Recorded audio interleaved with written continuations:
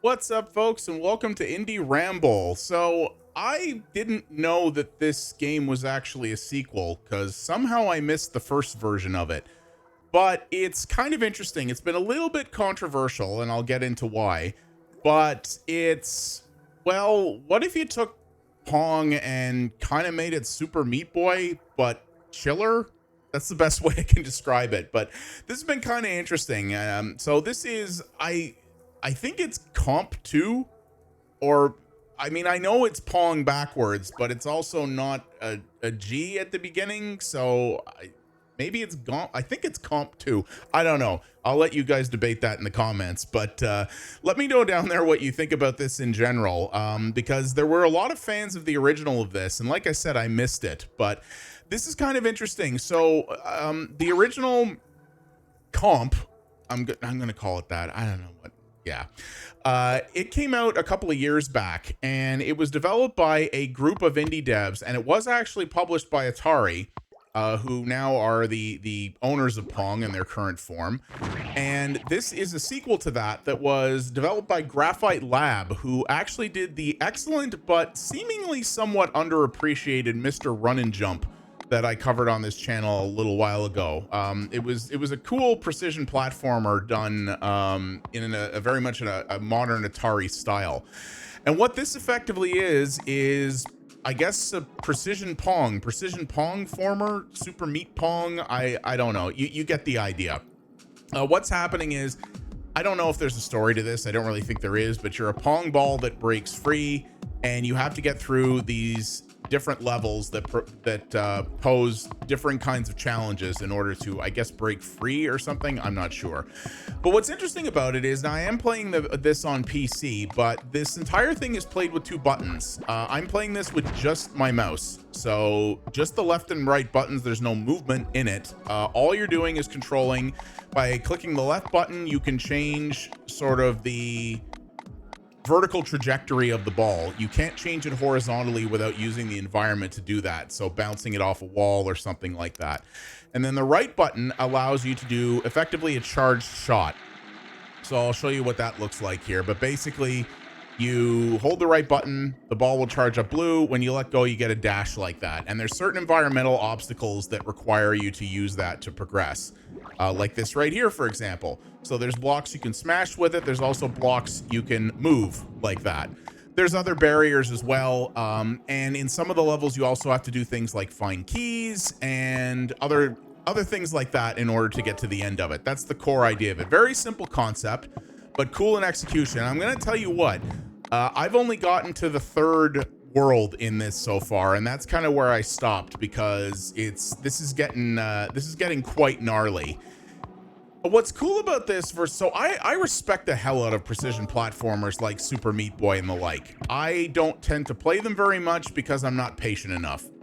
That's the simple fact of the matter. They're games that require a lot of persistence and patience and really learning levels and learning, down to the frame effectively in some cases, the movements that you have to make in order to get through them. And I just don't have the patience to get good at them. So like I said, I respect them immensely, but I don't tend to play them.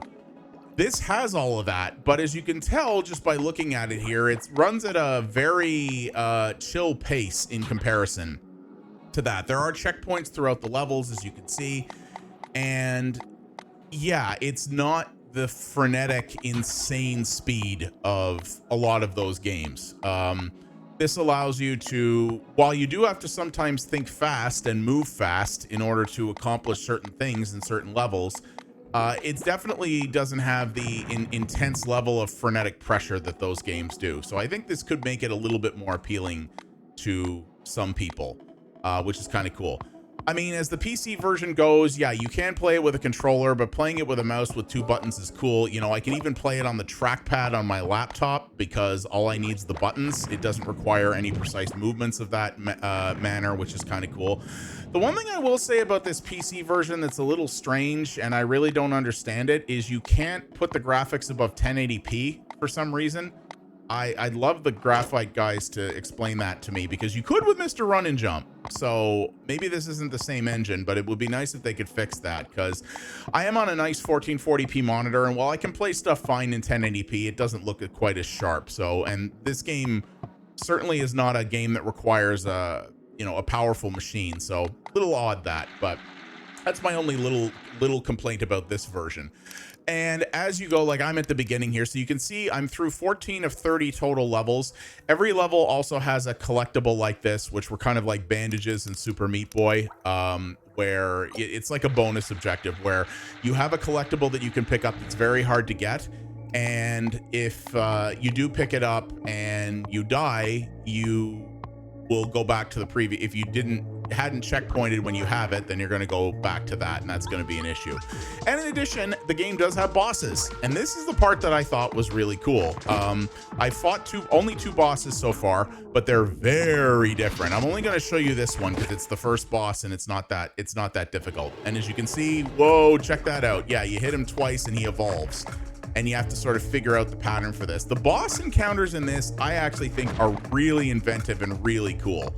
I actually think that's a big selling point of these. I kind of wish there were more of them, if I'm honest with you.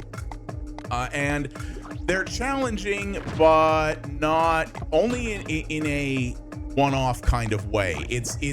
They're designed where you're using the mechanics that you've learned thus far to make to try to take the boss out. So you have to reuse all the skills that you've been taught up until this point, which is cool, but it presents a unique one-off encounter that's also fairly different in approach to most of the levels that you would have played to get to this point, which I think is a cool idea. The fact that they managed to figure out how to put bosses in Pong, I mean, that's neat.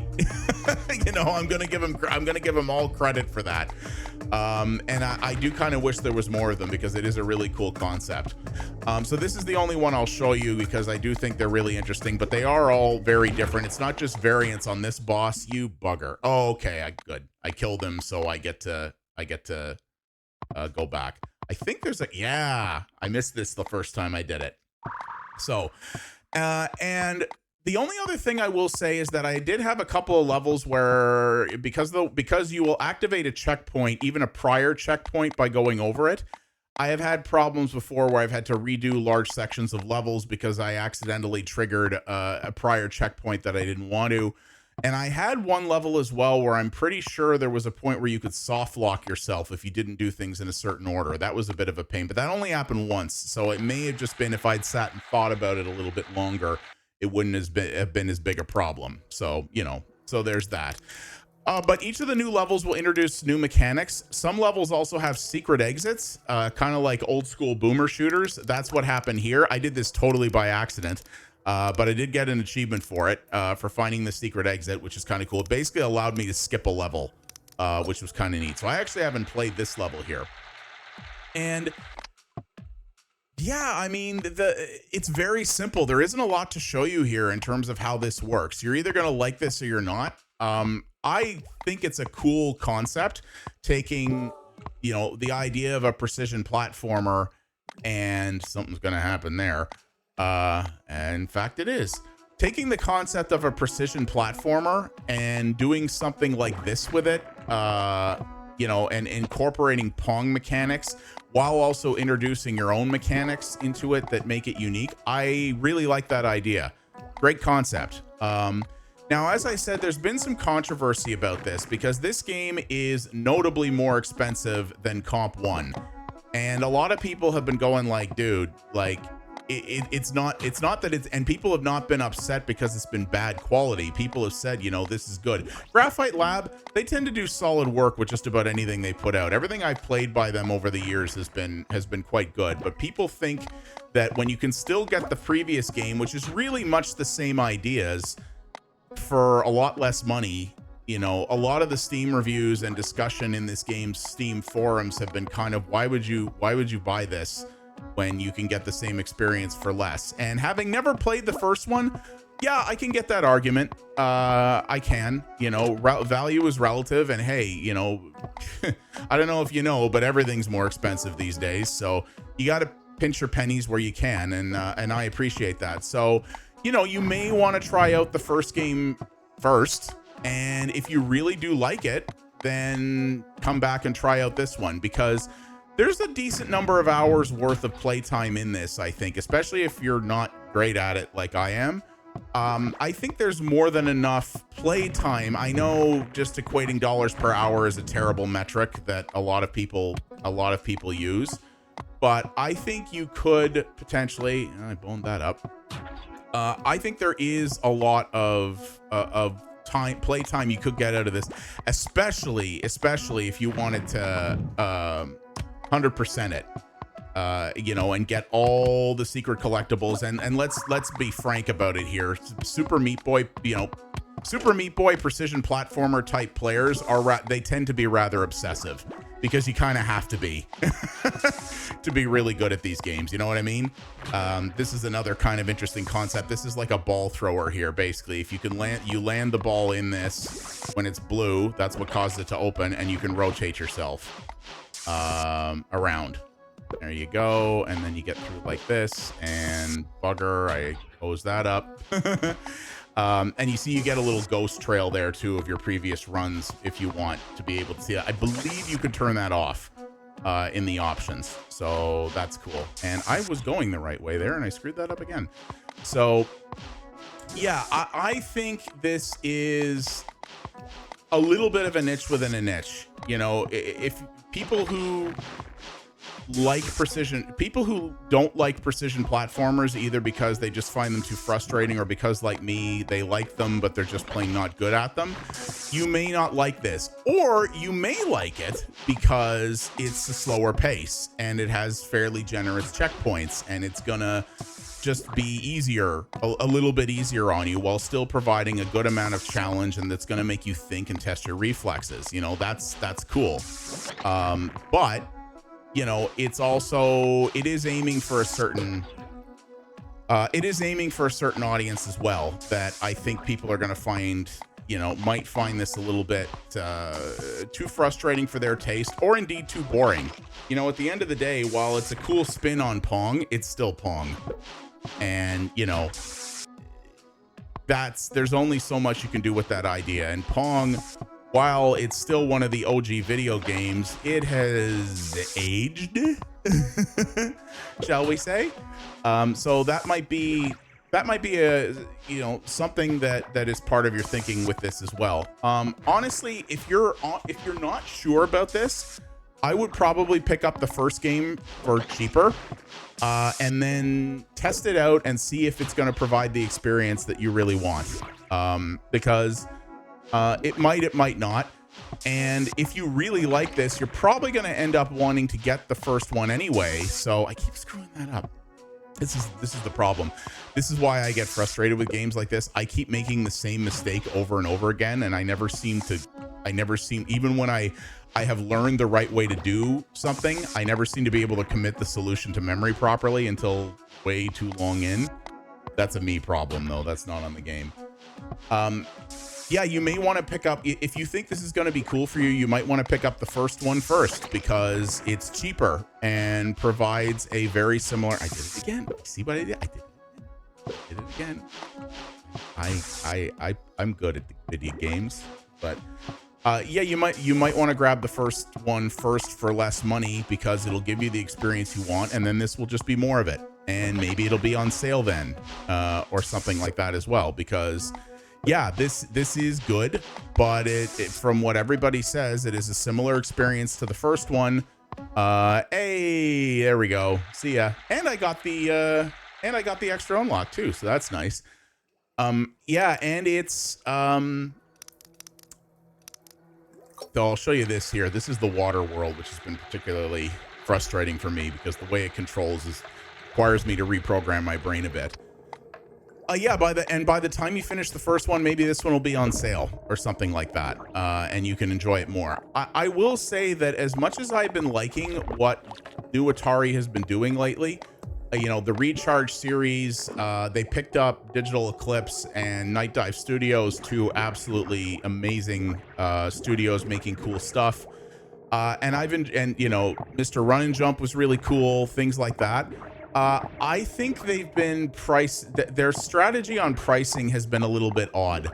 Like when they put out something like this that did really well and gained an audience in no small part because it was really inexpensive, and then put out another title by a bigger studio, a sequel by a bigger studio that costs twice as much but is more or less the same thing, that seems an odd strategy to me. I recently covered Balls of Steel, which I was not a fan of at all in terms of how they treated that series, and they're charging way too much for that. So I like a lot of what Wade Rosen's Atari is doing, but in other cases, I'm kind of like, I think you kind of misfired on this one a little bit, and that might be the case too. I get it. Video games are not free to make. You know, people got to get paid, but at the same time, you know, if this was the first comp and it came out at this price, it may not have found as big of an audience, but I think people would have been much more receptive to it. Whereas now what it kind of feels a little bit like is that Atari found success with the first game and went, okay, well, those people want more of it, so they'll probably pay more for it. And let's just do that. And I'm like, that doesn't send a good sign, if you ask me. There's also a little glitch too. Sometimes when you get killed by these little fire launcher things, you'll die multiple times in a row before it finally clicks and respawns you at the right place. Very minor issue, just a weird one that I've seen happen a couple times. So yeah, you know, value is often in the eye of the beholder. Some people are going to be, some people clearly are bothered by the price point of this. Me personally, this is not a game I would have bought myself just because I'm not into this type of precision game normally, but I have been enjoying it. Some people on my friends list have really enjoyed this as well and thought the price was perfectly reasonable, and have actually said that they're going to go back and play the first one as a result of their experience with this. So, you know, I mean, Steam, let's be honest, the most vocal people tend to be the ones who often show up in Steam forums. The ones who are, you know, just generally satisfied just tend to stay quiet and be satisfied, right? So I think that might be the case with this too. But you know, you've seen the concept here, you get what it's about. There's really not much more to show you here.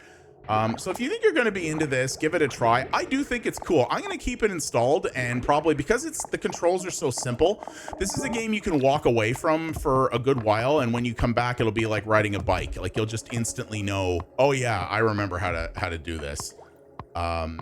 You know, you don't have to be like, oh crap, I'm gonna have to go through the tutorial again to remember how to play this. You know, this is nothing like that. So it might be the kind of thing where I just keep it installed and poke away at it once in a while and just be like, I'll do a level here, a level there, and eventually I'll get to the end of it. And I may do the same thing with the first one after that, because I do like this idea. Pong is such a simple concept. It's difficult to figure out what new ideas you can do with it while keeping the Ponginess of it.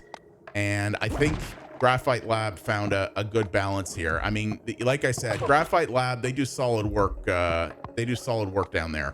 And I think Atari came to them and went, hey, we want a sequel to this. The original devs aren't doing it. And they went, okay, yeah, we'll take that on. And as usual, they put in a good effort. So that is qomp2. It is out now. You can get the original, at least on PC. I don't know about other platforms for that, but you can get the original on PC, and it's cool. You got to be into precision platformers, but even if you're not, if the main reason you're not into them is the speed and the pacing, maybe give this one a look anyway, because it's a bit more chill for sure. It can still be frustrating, but not in a crazy speedy kind of way, I guess.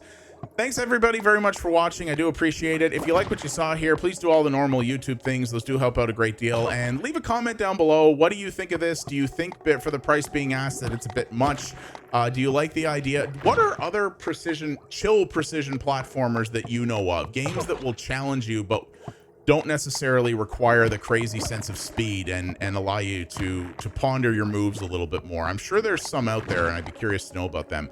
And you can also follow me over at twitch.tv/pxabstraction. Streams are going to be coming back soon, TM, and I'm going to be focused on retro stuff for that, primarily tackling what I call the deep backlog. I'm actually looking forward to it if I can just get my schedule in order.